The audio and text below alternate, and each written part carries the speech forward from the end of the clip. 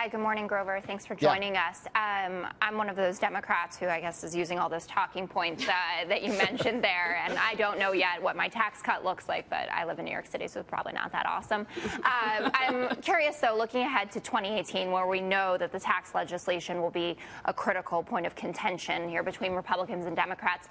How would you recommend, or what advice would you give to Republicans who are going to be out on the campaign trail talking about this plan to try to sell it better? Because we know that Democrats are definitely winning the messaging war here. I think the plan only has about a 20% approval rating at this point, and according to you, it benefits everybody.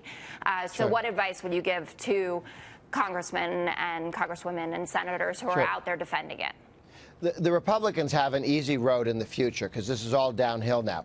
Simply tell people, look, you go to the tax calculator and figure out what it is, but every 2 weeks, look at your paycheck, look at what it used to be.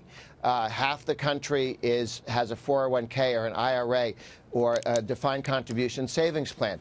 Go online and look at it and see how your life savings have increased. This stock market increase is not about Ted Kennedy's kids. This is about more than half of Americans who are in the stock market and are seeing their life savings increase. And when the tax cut became permanent, not only did we lock those increases in, but there will be future increases because of that. So you've got more savings, you have higher income, and all of the claims that were said about it are turning out not to be true. And to be fair, that's enough. Sorry, I'm just curious, because right now the generic ballot has Democrats up 13 to 15 points.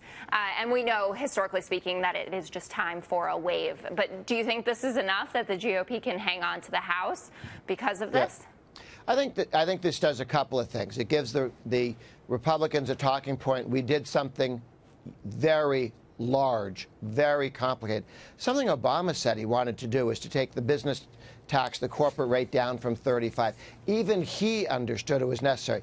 He didn't put the time or the effort or the work into doing it, but the Republicans were able to do a very complicated, difficult tax reform because there's so many moving parts. There was also energy reform in terms of new energy in Alaska.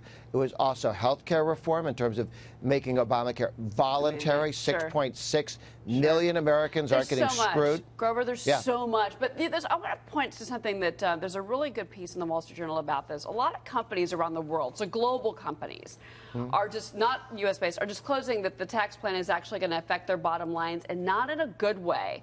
According to the Journal, Royal Dutch Shell, Barclays are both saying that they're going to take huge charges for their fourth quarter. Shell saying $2.5 billion.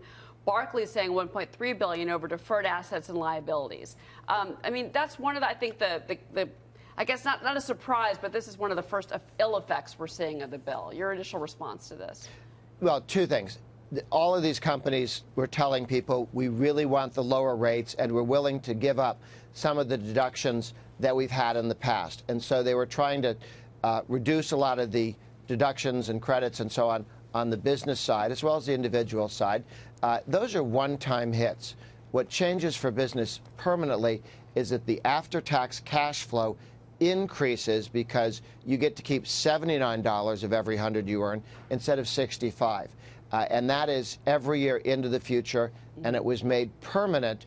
Even Bernie Sanders has looked at this tax code and say, well, we want to keep all the tax cuts for the middle class. Right. Well, Democrats spent 6 months saying there weren't any. And now Bernie Sanders says we absolutely have to keep them. Well, that's because they didn't read the bill. I mean, you've got to read the bill. We've learned that from Obamacare. We've learned it now. You've got to actually sit down and read this, and that's what we need more of. When you live this bill, you will recognize the benefits. Not read it, when you live it, when you see the changes in your life. That's what I think many Americans are going to see. Really quick, I got to get to this because I think this is so interesting, Grover.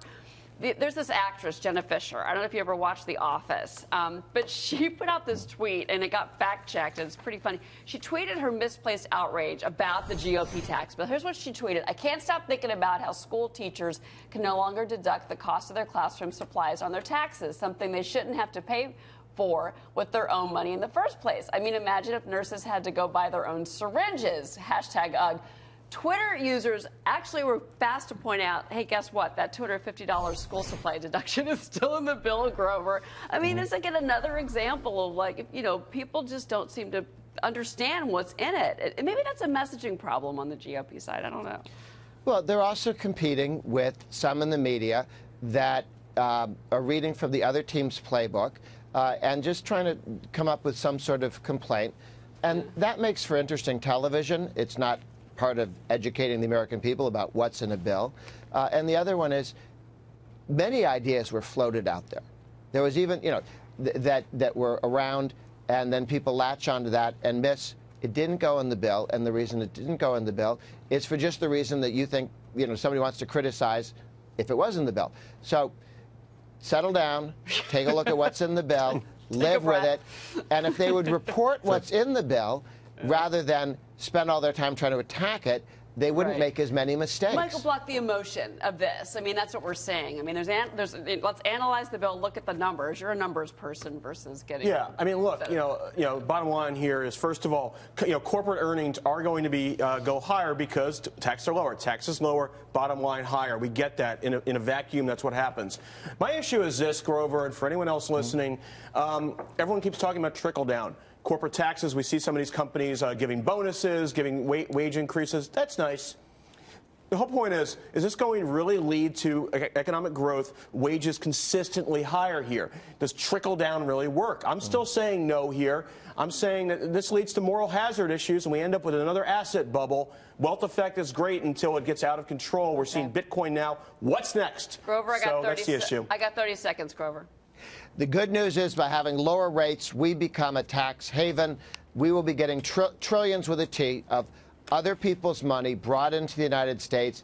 That money is used to do things with. That means hiring people, which bids wages up and creates new jobs. All that lovely money doesn't come and sit there. It gets invested. Grover Norquist, it's great to have you on the show. Thank you. Good to be with you. It's always good to talk to you about taxes.